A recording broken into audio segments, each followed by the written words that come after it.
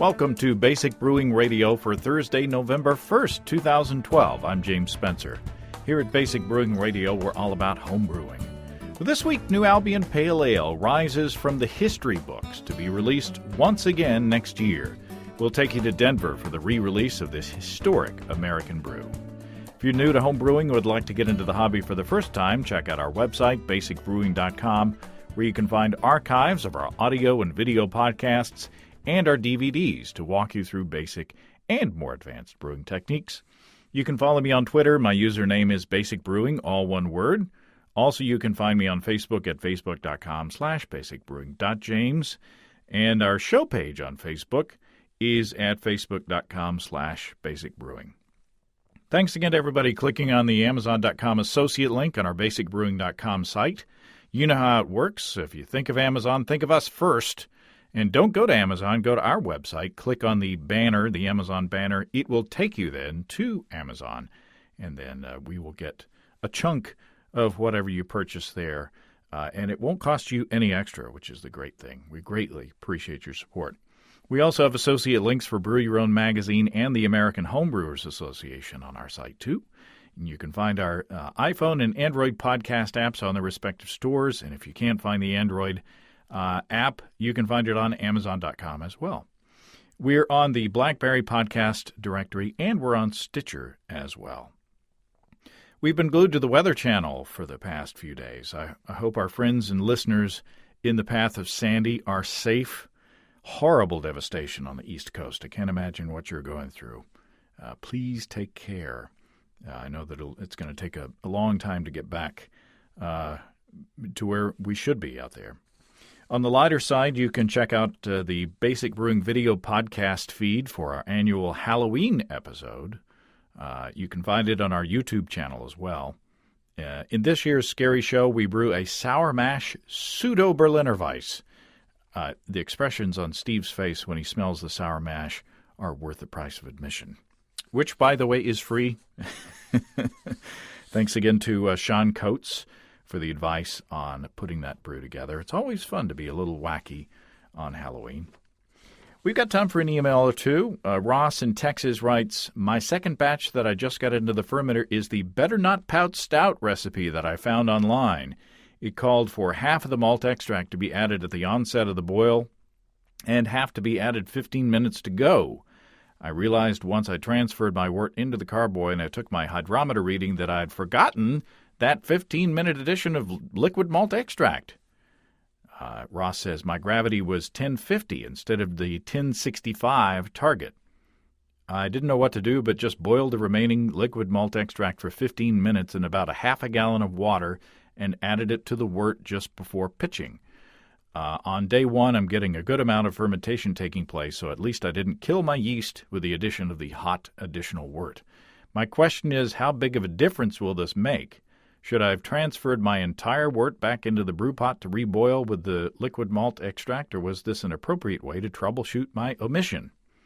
Well, I think you did just fine. I think you did okay to boil the extract in that small amount of water and to add it to the fermenter. You know, if it's liquid extract and it's in a can and the can's not all poochy, it's probably okay just to, add it in the fermenter. However, it's safe to sanitize it or to pasteurize it for 15 minutes. And also, it's a lot looser, in there, a little more dilute to get in there. Might mix in a little better. I probably would have cooled it in an ice bath a bit before putting it in there. But if you're getting fermentation, you're apparently okay. I do wonder about the hydrometer reading, though. If your target gravity was only 15 points off when you were missing half of your extract, and your gravity without that half was already 1050, not sure what's going on there. Maybe there were unequal amounts of liquid malt extract added, or maybe this was a partial mash recipe. I don't know. Anyway, Ross, I hope your Christmas beer turns out well. Relax, don't worry, etc. Tommy writes in with this. For the record, James, I'd like to say that adding matcha powder to your beer does not impart a green tea flavor at all. For those not in the know, Matcha powder is a ceremonial-grade green tea that has been ground into a fine powder. It's added to lattes, ice cream, and candy to impart a green tea flavor. To make green tea with it, you simply stir it into hot water. I thought this might work for beer. I tried at bottling time because I wasn't sure how it would react with fermentation. It did not work. I tried to gently stir it, but the beer refused to take it, and it just floated on top mostly. After bottling, it was cloudy and the flavor did not impart, but perhaps stirring it in at the end of the boil, it would do what I intended it to do, but I've not been able to try this yet. Tommy writes, I also attempted to dry hop a gallon of beer with the green tea bags, and the beer did not taste or smell of green tea. Also, the matcha powder and dry hopped beers are very cloudy, whereas the control, which received no extra additions, is very clear. Well, I haven't brewed a beer with tea, but there are a couple of approaches that you might want to look at, Tommy. First of all, you might try steeping the tea bags after flame out. Maybe that would avoid some of the astringency that you may be worried about with the tea. Also, you might look at brewing some tea in the traditional way, separately, and then adding that to the wort or even in the fermenter. But that sounds like an excuse for some small batch experiments to see what the best way of doing that is. If you're listening out there and you've brewed successfully with tea to get a good green tea flavor or any other kind of tea flavor in your beers, let me know and I'll pass on your advice to Tommy. I've received a few notes from brewers who are brewing batches of our version of the New Albion Pale Ale that we brewed with Jack McAuliffe a few episodes ago. Some of you are asking how ours turned out. Well, Jack, Andy, and I tasted the beer about a week after bottling, and it wasn't carbonated well yet. And I think the general consensus at that point was that it needed more hops. No surprise that Andy thought it needed more hops, but however, it's been a few weeks since then, and the beer now has an added bitterness from the proper carbonation level. And I think it's pretty close to the beer that we tasted in Denver with the event that we're covering today. That batch was brewed by the Sam Adams folks at their pilot brewery. However, even though ours was close to theirs, I think next time I brew the recipe, I will probably bump up the hops a little bit. Maybe go from, I think we used, 7/10 of an ounce at each of the additions. I might go up to an ounce at each of the additions just to see what happens.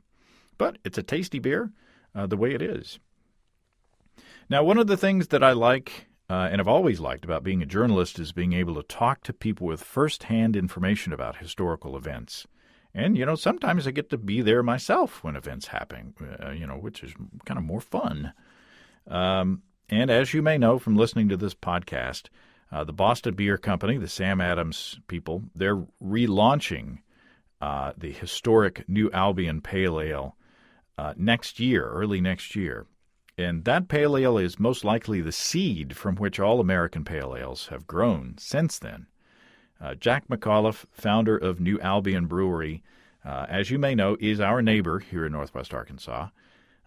Jim Cook of Sam Adams is brewing this batch of New Albion Ale and is giving all the profits from the batch to Jack as a thank you for inspiring the American craft beer movement. So cheers to Jim and Sam Adams for doing that, for sure. What you're about to hear is sound from the Sam Adams Long Shot Brunch, where the New Albion announcement was made. We'll start out with talking to Maureen Ogle, author of Ambitious Brew, The Story of American Beer, which you should purchase. Then Jim Cook will introduce Jack, and I apologize for the low audio level on Jack. He's got he's pretty soft-spoken. Then Andy Sparks and I talk with Jack and Jim, and I catch up with Jack's daughter, Renee, and his sister, Kathy, and I get impressions about the beer from author Stan Hieronymus and Brew Your Own Magazine publisher Brad Ring. So stay tuned. Also, after that, I have another surprise for you. Maureen, it's good to see you again. It's great to see you. It's good to talk to you in more than 140 characters at a time. But it will never be as good as that 2-hour interview that you did with me, which is still the best interview anybody's ever done. Oh, well, thank you. So if you haven't heard it yet, people, get busy. That was a good time. Yes. It's good to talk to somebody who knows what they're talking about and knows how to say it. So it's also good to talk to somebody who knows how to ask questions. Okay, now that now the Mutual Admiration Society has Jack McAuliffe, yes, my neighbor. How weird is that? It's wonderful. It's great. He's here, you know, getting some accolades, some recognition. Yep. Is it appropriate? Absolutely. And I feel like if I die tomorrow, I did at least one thing right in my life, and that is that I got Jack in front of the people who needed to know about him. Because I think if I had not written that book, and I know that sounds tremendously arrogant, but if I hadn't written the book, and if I had followed my editor's instructions, because she said reduce him to a couple of sentences, and I refused to do it, I don't think any of this right now here at Marlowe's at the Long Shot Brunch, or the award he got from the Brewers Association, or the book signings, or I don't think any of it would have happened. So I am deeply grateful to the community for recognizing what he did. Yeah, and getting to know Jack, he's a very quiet, or not, I mean, he's not quiet once you get to know him, but he is a very private person who he's not comfortable doing things like this. And when I was able to contact him in, I think it was 2003 or 2002, and nobody'd been in touch with him for quite a while, and I only found him by a fluke, because he has, to this day, no listed phone number. You can't find him if you try to Google him. He's very, very reclusive, very, very private man. A total joy when you get to know him. Just, I adore the man.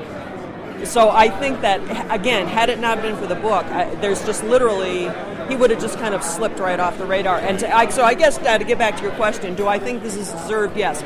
Obviously, somebody else would have done it eventually. Ken Grossman came along a couple of years later, but Ken Grossman freely admitted when I interviewed him for the book that had it not been for what he saw there, he probably wouldn't have taken the next step. He'd already been to Anchor and thought, man, I can't do that. I don't have that kind of money. But when he saw Jack set up, and Ken is also an engineer, said, well, I can find scrap parts. I can do this. This won't cost very much money. So, yeah, he's important. That was a softball question, by the way. That was okay. Well, I take all this real seriously. Yeah, I know that he's important. He doesn't, he will tell you that he's not that big of a deal, but we know he knows he's a big deal. He doesn't like to say it out loud. And when I first met him, he was, and he may shoot me for saying this, but he was a little bitter that other people were getting a lot of attention for having created, and I'll put that word in quote marks, the craft brewing industry, and he was bitter. He was just plain bitter. And so Jack would say, that's a communist lie. Yeah, he would say that's a communist lie, or a socialist plot, one or the other. And he's not comfortable being around people, and he's not comfortable in the spotlight, but if you could have seen him 4 years ago, this is like light years beyond his comfort level then. He's really kind of gotten, but he can only take so much of it. Right. Well, thank you very much. Hey, thank you. As always, it's a joy to see you. And people, he's a treasure in the craft brewing community. This guy, not Jack, James. Stop it. It's true, and don't edit that part. Oh, thanks, Maureen. Okay. I'm going to have to do a horrible thing, and I hope you forgive me, but I would like to interrupt your drinking, which in my world is a sin, though luckily not a mortal sin. So if I may, let me just interrupt your drinking and your enjoyment of each other's company, because I'd like to sort of explain one of the reasons that we're here today, something that I think is very cool, and more than that, probably somewhat historic, because we're all here in Denver for the Great American Beer Festival, which is an extraordinary celebration of the American craft brewing revolution, which today has become the center of the world's beer culture and is transforming beer not only in the United States but now in other parts of the world. And like all revolutions, it had to start somewhere. You see this enormous flowering of energy and creativity that is craft brewing in 2013, but it wasn't always this way. I've been coming to the GABF since almost the beginning. It was at a little hotel in Boulder, so the GABF began as something very modest.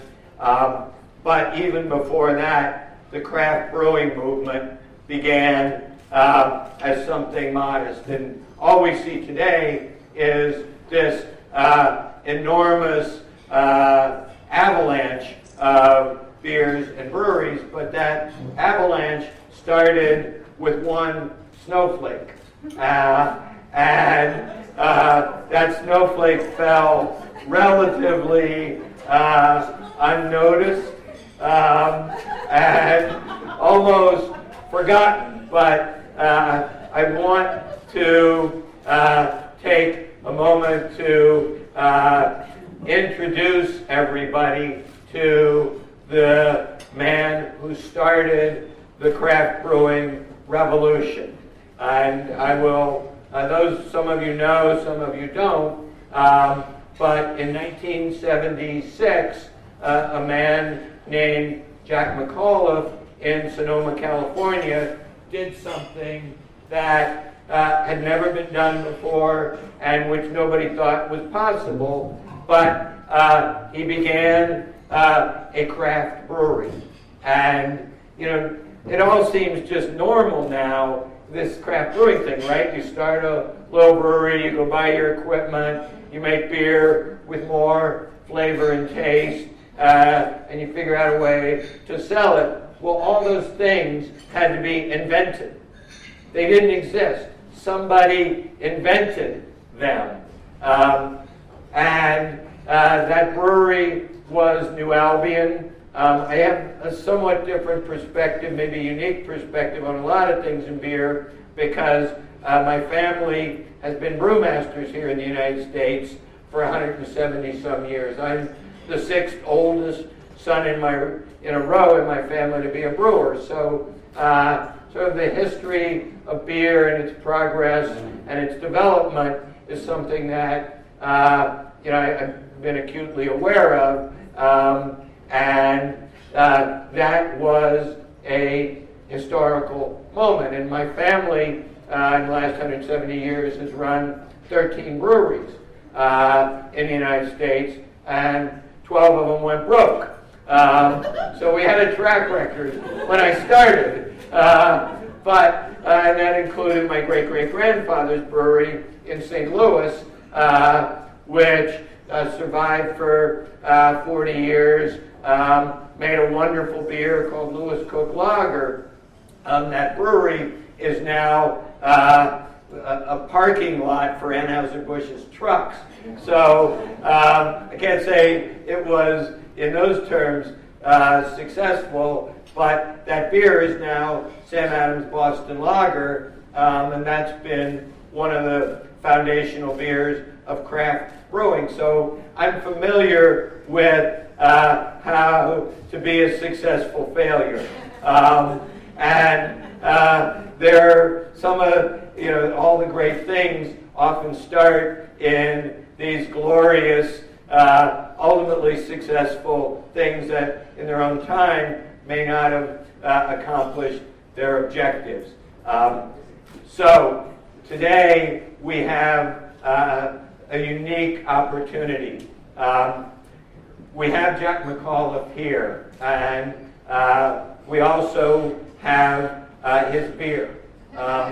Jack was kind enough to come to our brewery in Boston, bringing his original recipe and brewing notes and memorabilia, and importantly, his brewery was a seminal brewery, and the University of California at Davis, luckily, 30 years ago, saw fit to preserve his original yeast strain.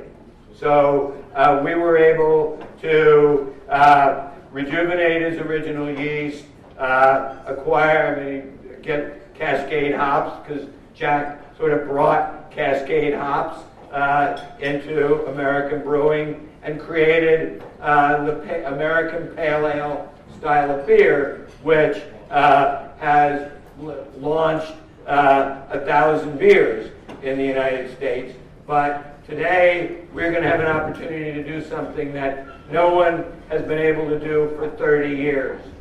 Because Jack's brewery, which, when he told me he had a 55-gallon brew house, I told him, Jack, you were doomed from the start. And through just his energy and pluck and determination, it managed to survive, even prosper for a while, for 6 years. But the beer that you're about to taste was the beer that launched the craft brewing revolution here in the United States, and now in the world. It has not been brewed for 30 years. I wasn't sure what it was going to taste like. Can I get a beer up here? Thank you. And I will just give you my thoughts on it and then bring Jack up here. But when I had an opportunity to taste this beer, the word that came to my mind was Doric, which, if you remember, like in high school when you showed you art and they showed you the Greek columns and you had Doric, Ionic, and Corinthian. The Doric were the simple, beautifully proportioned, wonderful, clean lines, and then they started getting embellishments, and they went to Ionic, and then by Corinthian they were like dripping with bells and whistles. There's a little bit of that going on in craft brewing. And we're all in there. We're all trying to put bells and whistles on something, but to me, going back to this beer was like going to the Parthenon and seeing the original Doric columns. It is beautiful and wonderful and intricately enjoyable in its Doric simplicity. That's my impression. But I would love to introduce you to the man who brought all of us here today and who started everything that we all know, love, and enjoy as craft brewing. It all began with Jack McCullough.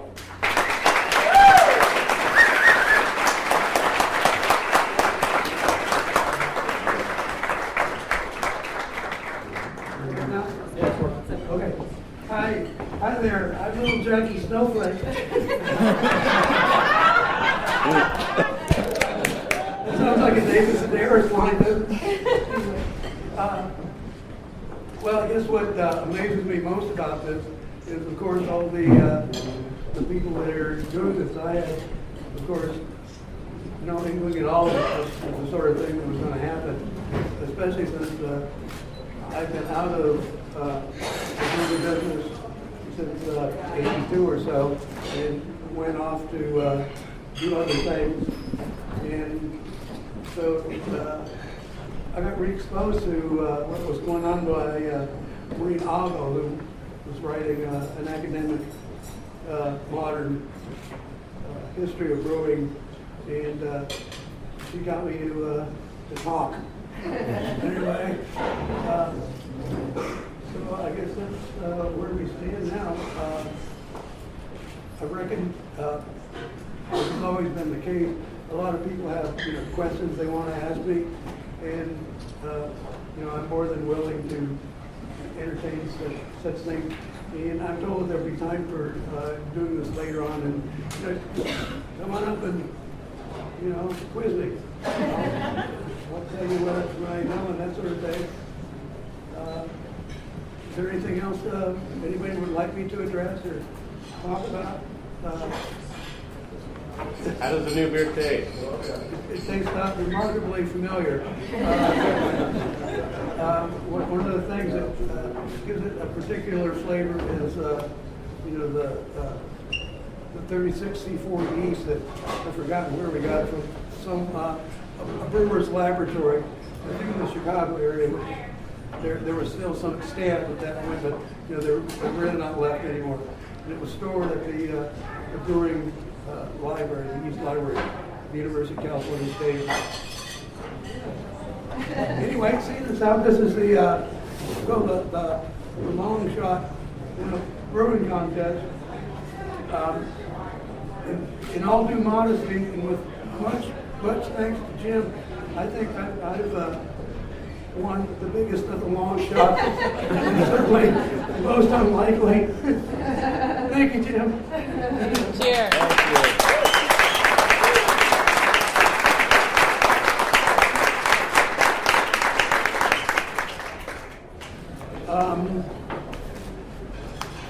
Of course, I'm not one who, I'm best left at the back of the brewery with a 3/4 prints in my back pocket, rather than being up front.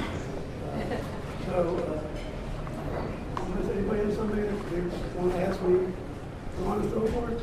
Jack, why did you pick a pale ale at that time? Because this is a pale ale, correct? Right. So why did you pick that for the style? Well, it was the simplest to make. Okay. And you had been military and been overseas and so forth, and so some of those flavors, does that factor into why you chose the pale? Yes. Okay. Well, it was basically the simplest to make. All right. How does this beer compare to when you made it? Darn close. Darn close.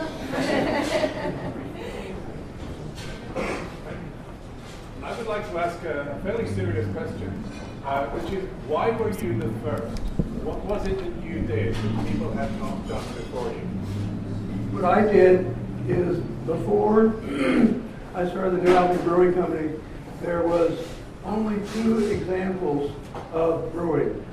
The large breweries, and then the Anchor Steam Beer Company in San Francisco, which Fritz Maytag had resuscitated at no little expense. And I was the first one who showed that it was possible to actually fabricate the brewing equipment and with a proper skill set, welding, carpentry, electrical work, microbiology, bookkeeping and accounting, that sort of stuff, that you could pull it off yourself. And that's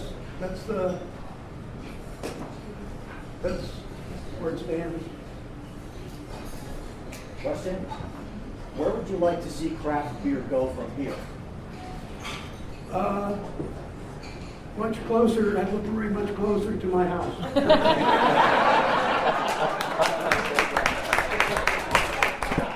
Where do you live? I live just outside of Fayetteville, Arkansas.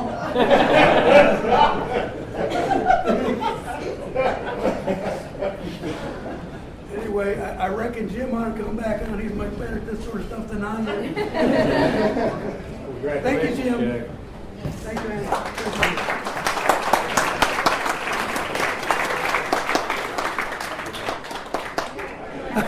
So, Jack, we're holding your beer in our hands. Yes, we are. Cheers. I am. So, Hey, Snowflake, how you doing?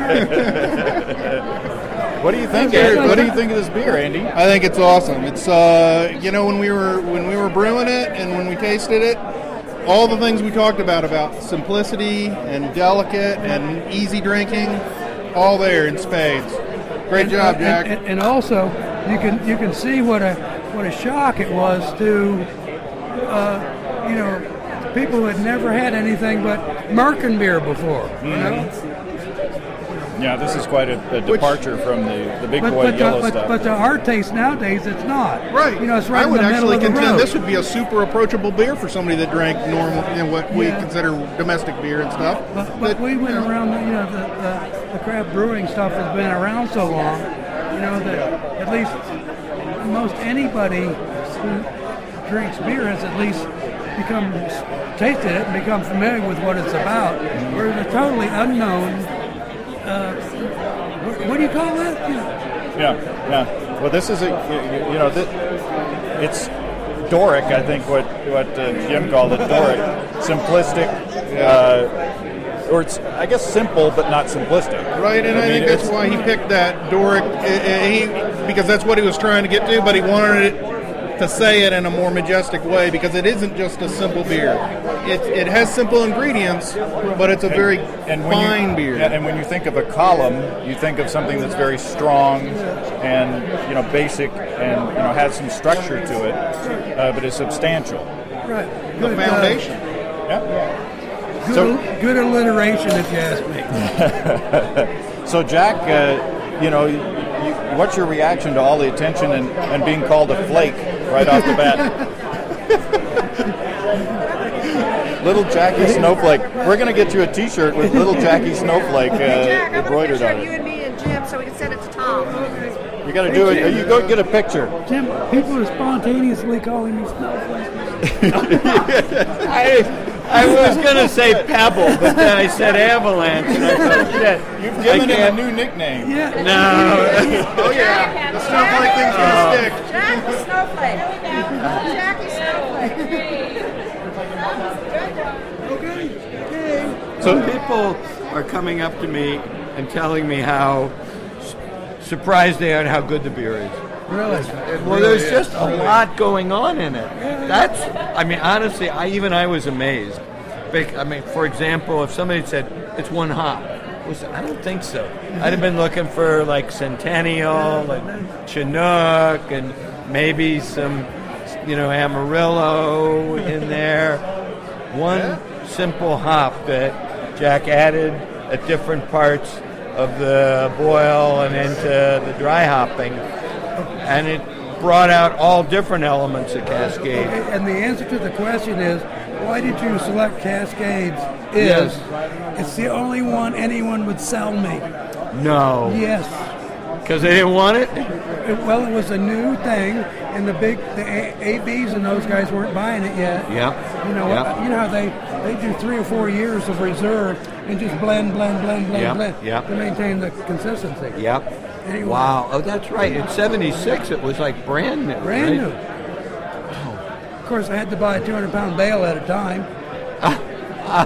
So that was 6 months' supply. That was 3 years supply. But I bought a new bale every year. Even though You just throw the old one away. Half of it left in the aging cellar where we kept it here at about 60 degrees. Wow. That's another story. And now Cascade is so huge as a hop, right? 2.5 million pounds of Cascades are grown now. But you're the one who put it on the map. AB wouldn't have done it. Well, no, it would have tipped their little scale, No, because that was what Ken started with, right? Probably. I'm pretty sure. It was available. Small brewers could buy it. Yeah. That's probably why the hop brokers wanted to sell it to somebody. Yeah. Please buy it. Please. Well, 200 pounds, I know. That's like a tenth of an acre. You were basically, all you needed was one row. 2 long, trellises. Wow. So it's just fascinating to just think of the nuts and bolts of how all this stuff had to work back then. So Jim, what if this beer catches on? I mean, what if people love this beer? I have no idea. We'll figure it out. The nature of what Jack did and what I'm doing is, you do something and you see what happens and then you do something else. Planning, my original business plan when I started Sam Adams, that it would take us 5 years and we would eventually after 5 years, grow to 5,000 barrels. So I'd much, I thought I could be 10 times your size. It's embarrassing to go back now and look at my business plan from 28 years ago and think, well, I guess I got that one wrong. You got the right parts right, though. I was wrong on the good direction. You got the marketing up front, marketing forward part, absolutely right. Yeah. Well, Jim, as now a neighbor and I hope friend of Jack's, I thank you for bringing this beer back. Don't thank me. Jack's the one who brought it back. Couldn't have done it without Jack. No, literally. Couldn't have done this. Well, cheers. Cheers. We appreciate what you're doing, too. And I've told this story to so many people now, and it just brings tears to their eyes. They're just like, this is amazing that people can come together and help each other like this, and it's really a wonderful story. I've been very fortunate. This is a really bad pun. It's the yeast I can do. So Renee DeLuca. Yes. And Kathy McAuliffe Dickerson, daughter and sister of the now famous Little Snowflake, Jack. That's right. The little snowflake that could. Yes. So what do you think? Oh, it's exciting. It's a thrill. Yeah. It is. We both got teary when Jim was up there introducing him. I got teary just having you say I got teary. You got teary. Yeah, the beer, I have to say, yes, is really, really good. Very drinkable. Yeah. Complex. I like it. It's more complex than you think with each sip, I think. I like it. Yes. And it does taste the same. She would know. She was around the first time. Oh, okay. Okay. Yeah. So, I mean, this is the beer. Yes. After he had sold his equipment to Mendocino Brewing Company, my mom and I were there, and we went in, and we had a flight of 5 beers, and I chose one, and I said, I want this one because it reminds me the most of Jack's original beer, and they said that's Jack's recipe. Oh.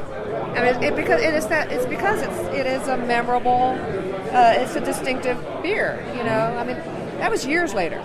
Yeah. So. And this is my first time tasting it, and she remembers it too. And I think it's wonderful. I can't wait to see it out in the public. That's going to be a thrill. So you're a beer blogger. You've got beer in the blood, apparently. Yes, and, my blog is brewersdaughter.com, and I got into it just because it was really strange. My husband and I were at a tasting for when Sierra Nevada came out with Jack's beer. Jack and Kansas. Yeah. People, the brew distributors were wanting to take their picture with me, and I was like, Paul, why do they care? And so I just had Brewer's Daughter rattling in my head, and my blog launched from there. And I got sucked into this craft beer world. We've been to the Craft Brewers Conference together. This is our second time Jack and I at GABF together. And beer people are great people. Oh, yeah. That's what we say all the time. Yeah. And so I'm totally You have to because you are one. That would sound immodest. Therefore, I am a good person. But I think that, you've tasted, your share of beers by this time. This stands up, in my opinion, to more complex recipes. I think so. Absolutely. I've been to GABF, tasted a wide variety of beer there last year, local beer festivals, and this is right there up there with the best I've tasted. Absolutely. Yeah, I actually like the simpler beers. I finally got so I like the very coffee, chocolatey stouts, but that took me a while. Well, Jack calls those gimmick beers. He likes a good simple beer.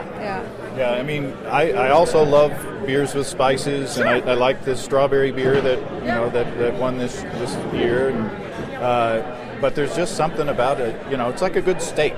With no steak sauce. If it's well done, you don't need it. Yeah. Right. Yeah. Well done, meaning medium rare. Exactly. Properly done. Right. There you go. Yeah, exactly. Well, cheers to y'all, and cheers to you, James. Thank you. To the continued success of the Little Snowflake. May he become a snowball. So, Stan, Hieronymus, we're talking about a really simple recipe here. What do you think? The thing that interests me is the aroma, which is it's basically Cascade, but it sure seems to have a big yeast element as well. You know, you're getting something's going on that makes that Cascade a little bit different. And I don't know if it was that way 35 years ago, but it's intriguing. And the other curious thing is, of course, there's every chance that Cascade is different now than it was then. You know, actually 1976 was probably the peak time for Cascade acreage, but it was all pretty young hop. So you drink this beer and you know you're drinking history, but you're not quite sure if it tastes the same. So it's just really interesting, I think. And you gotta salute the simplicity of the recipe. Oh, I love that. You know, I love simplicity. I'm a guy that's if it's one malt, one hop, that I think you could make some really nice beer. Maybe two hops. So it's tempting to throw a few more hops in the brew pot. Well, some kind of combination. You think about a beer like Racer 5, what Ricardo does, to take the same pairing of hops and put them in one percentage, say at 40 minutes, and then take the same weight but change the percentages at 20, and then take those same combination again, maybe at knockout. So, and then it builds a certain complexity. We don't know if it's the difference of the blenders or it's the polyphenols, but something's going on. Well, this hop edition is a third of the third at 60, 30, and 10. And boy, that's what you learn when you started homebrewing. Yeah. Well, thanks, Dan. Thank you. So, Brad Ring, you were tasting a bit of history here. What do you think? I think it's really nice. It's just a very pared down, basic but clean and flavorful beer, and I'm really enjoying this. It's I'd read over the last 20 years for me getting into craft beer and home brewing. I had read a lot about New Albion, and it's a real treat to be able to actually taste this beer for the first time and see where the beginnings of all this madness that now is the craft beer movement and the Great American Beer Festival started. So put on your expert hat and describe this beer for us in your professionally descriptive tones. No pressure. Professionally descriptive. No tones. pressure. No, it's just a very. I find it to be a very clean beer. I mean, it reminds me of a lot of. It's fairly low hopped. Not a big, even though it was made with Cascades, that doesn't really come through and slap you in the face the way even a Sierra Nevada Pale Ale would. Mm-hmm. But it's just a very clean beer. It reminds me of sort of a nice pub beer in Great Britain. Just a nice beer that you'd want to have a couple of while talking with friends or watching sports on TV or something. It's got English yeast in it, but it doesn't. To me, it's not overwhelmingly English. No. I mean, it doesn't really have the over-the-top fruity esters and things that typify some British beers. But yeah, there's just a certain just nice level playing field with this beer. I really like it. I didn't know what to expect out of it, and it's just a nice balanced beer, and certainly one that I, as a home brewer, would love to have made and be drinking with friends back home in Vermont. Well, I could drink a whole lot of it. So it's too bad that it's only a single batch so far. I would seek this beer out. I definitely would again, and not just because of the historic value. I think it's just on its own. If it came out now, it's such a different beer than, and I don't even know what the ABV on this is. I think it's around 5%. Okay, but it's 10.55. I think is the starting grade. But it is just such a different kind of beer than the double IPAs and everything that are out there now.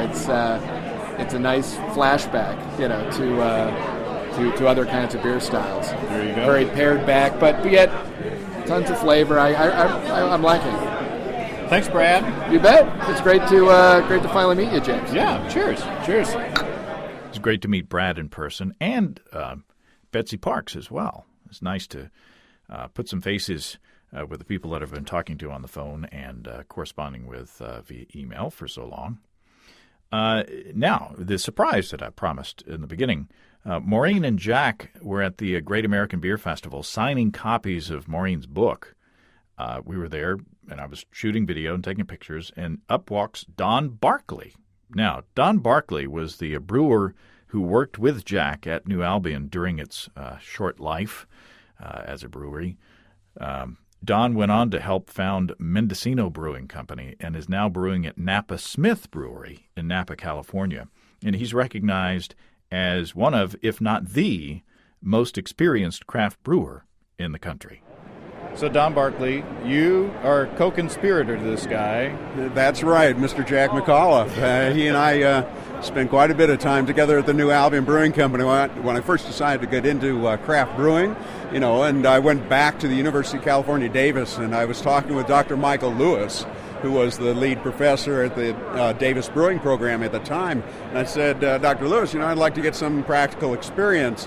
And who around here's got a brewery I could get some practical experience? And of course there was Anchor Brewing Company. But he said, there is this guy over there in Sonoma who keeps coming over to Davis and going into the stacks and looking and researching in all those books and stuff. And his name happens to be Jack McAuliffe. He's kind of an odd fellow, but you might want to try him. And of course at that point in time I still had my long hair, and Lewis looked at me as like, this is not going to be a guy that'll get into corporate world. But I went over to Sonoma, and I walked into the New Albion Brewing Company, which was just a tiny little 700 square foot brewing area, and behind this big oak desk was Jack McAuliffe, and I walked in and I said, hey, Jack, I'd like to just get some experience. I'll work for free or whatever. And he said, I don't know who you are, but get the hell out. Now, today he would say that's a communist lie. Yeah, of course he'd say that a communist lie, but it's the truth. But what happened is I waited a couple of months and I went back again. And I, at that point, met a gal by the name of Susie Stern, or Susie Dennison, and she was working with Jack at the brewery there, and I walked in and I said, hey, Susie, this is what's going on. Summer's coming up. I'm going to be off of school, and I want to have, work for free. So that's when I got that job there, and Jack and I, in the summer of 1978, actually started slaving away at the New Albion Brewing Company. I worked there summers for three years, and then I went on full-time in 1981 after graduating from Davis, and we ran that plant until 1983 when we jackhammered out the floors and left the New Albion Brewing Company behind, and I went up to the Mendocino Brewing Company. But really it was the very first. I mean, the New Albion Brewing Company was one of those unique points in the brewing history where all of a sudden those seeds, those sprouts of the whole craft brewing industry started. And it was a great time. Many people came by and said, what in the world are you doing here? And, so did you realize you were making history at the time? Well, I think we believed that we should be making history at the time. I mean, we didn't really understand our position in it all, but we really felt and had a great passion for what could happen in the brewing industry, and we saw inklings of that as we progressed through the maturity of the company, and we knew there could be this spot. Jack's experience in Europe during the time that he was in the armed forces, he saw these small little breweries in Europe, and he knew that it was time in America to do it. So off we went. So what's your reaction of the Pale Ale being resurrected? Oh, I think it's great. I think the New Albion Pale Ale, I know that Jack was deeply involved in the development and recreation of that product by Sam Adams, and I think it's going to be really fun to have it back on the market, and I'm sure it is true to form. Well, I'm so excited to meet you, and I'm so glad I just happened to be right here. There it is. So best of luck. Absolutely. It's a gas. GABF is a wonderful time, and being able to go back into the roots of this whole industry is really a kick, and it's wonderful to see the incredible passion that people have for great beer. Thank goodness you guys are getting some recognition. It's all part of the fun. Thanks, Don. Sure enough. Thanks. That was a lot of fun. As I said in the beginning, I like to talk to people who were actually there at moments in history and get their perspective. after that, Andy and I got to walk around the floor of the Great American Beer Festival with Jack a little bit. It was really fun seeing Jack treated like a celebrity and getting the recognition that he deserves. And once again, cheers to Jim Cook and Sam Adams for bringing one of Jack's beers back. It would be fun to brew Jack's other beers as well. Next week, I hope to have the session from the Australian National Homebrew Conference that Chris Colby and I were a part of. That was a lot of fun as well. Thanks again to everybody down there who invited us. Until then, if you have brewing questions, show suggestions, or just want to say howdy, write to james@basicbrewing.com or just fill out the contact form on basicbrewing.com. And please don't forget to tell us where you're from. Be sure to check out our DVDs, Extract Brewing and Partial Mashing, Stepping into All Grain, Low-Tech Lagering and Decoction Mashing, and Introduction to Wine Kits. You can find them all on our site. We've got combo deals to save you a few bucks if you want to buy more than one DVD at a time. You can also check out our Basic Brewing shirts in the store, too. You can see a listing of the fine folks across the country who sell our DVDs on basicbrewing.com. And if there isn't a vendor in your area, you can order them online in our online shop at basicbrewingshop.com. Thanks to everybody who's continued to click on our Amazon.com link. We appreciate the support there. Our featured products this week that were purchased through the link are Hot Wheels 100 Car Case. Very cool. And Elope Where's Waldo Costume Kit. Red and white, large/extra large. There you go. There's Waldo walking around in that. Thanks again, everybody. Remember, I can't tell who bought what, so no worries. Just click on the Amazon.com logo on our site the next time you feel like Amazon shopping. We greatly appreciate your support. And don't forget, you can also join the American Homebrewers Association and subscribe to Brew Your Own magazine through the associated links on basicbrewing.com. Thanks. That's all until next time.